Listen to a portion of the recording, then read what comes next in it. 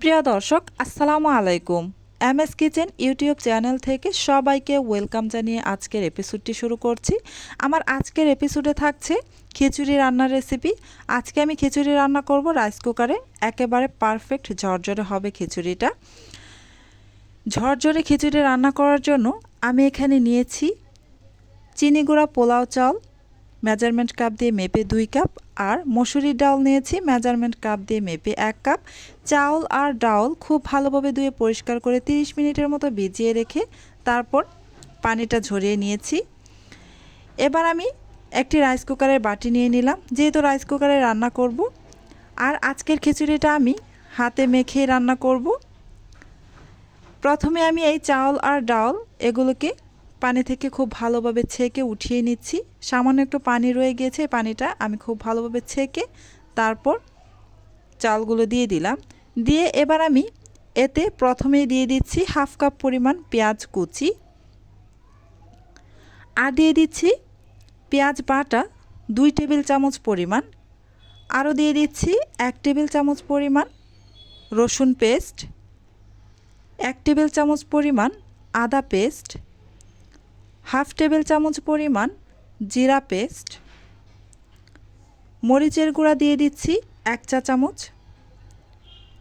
হলুদের গুঁড়া দিয়ে দিচ্ছি 1 চা চামচ পরিমাণ, ধনিয়ার গুঁড়া দিয়ে দিচ্ছি 1 চা চামচ পরিমাণ, আর দিয়ে দিচ্ছি স্বাদ মতো লবণ। এবার দিয়ে দিব কিছু গরম মশলা।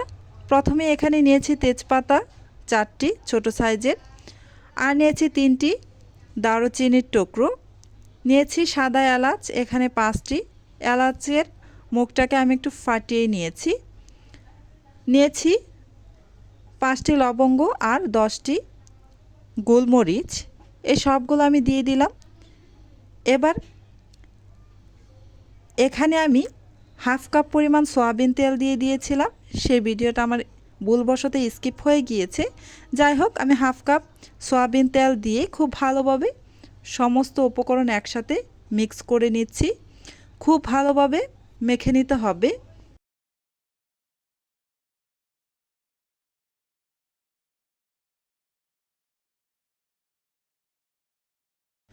খুব ভালোভাবে আমি মেখে নিয়েছি। এবার আমি ঢাকনা দিয়ে অপেক্ষা করব 30 মিনিট। আমি 30 মিনিট রেস্টে রাখার পর চলে আসলাম। এবার আমি এতে পানি দিয়ে দিব। আমি মেজারমেন্ট কাপ দিয়ে মেপে 2 কাপ চাউল আর 1 কাপ মসুরির ডাল নিয়েছিলাম, এই জন্য আমি এখানে 4.5 কাপ পরিমাণ পানি দিয়ে দিচ্ছি।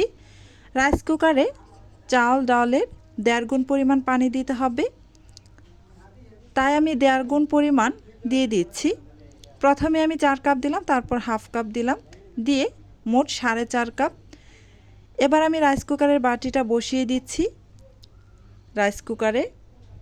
এবার আমি রাইস কুকারের সুইচটাকেও অন করে দিব।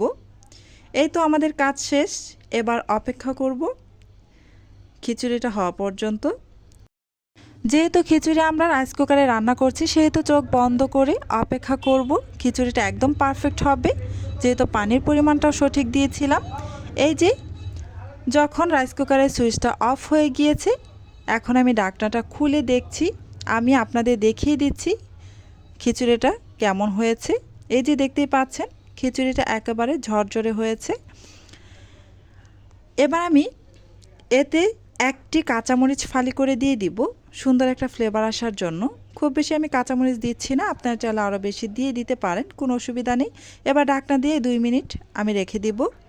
2 মিনিট পর আমি রাইস কুকারের বাটিটা নামিয়ে নিয়েছি। দেখতেই পাচ্ছেন একেবারে পারফেক্ট ঝরঝরে খিচুড়ি হয়েছে, আর খেতেও খুবই সুস্বাদু ছিল। আমার আজকের এই রেসিপিটি আপনাদের কাছে কেমন লেগেছে কমেন্টের মাধ্যমে জানাবেন। একটি লাইক দিয়ে দিবেন। আজকের মতো এখানেই বিদায় নিচ্ছি। আপনারা অনেক বেশি ভালো থাকবেন, সুস্থ থাকবেন। আসসালামু আলাইকুম ওয়া রাহমাতুল্লাহি ওয়া বারাকাতুহু।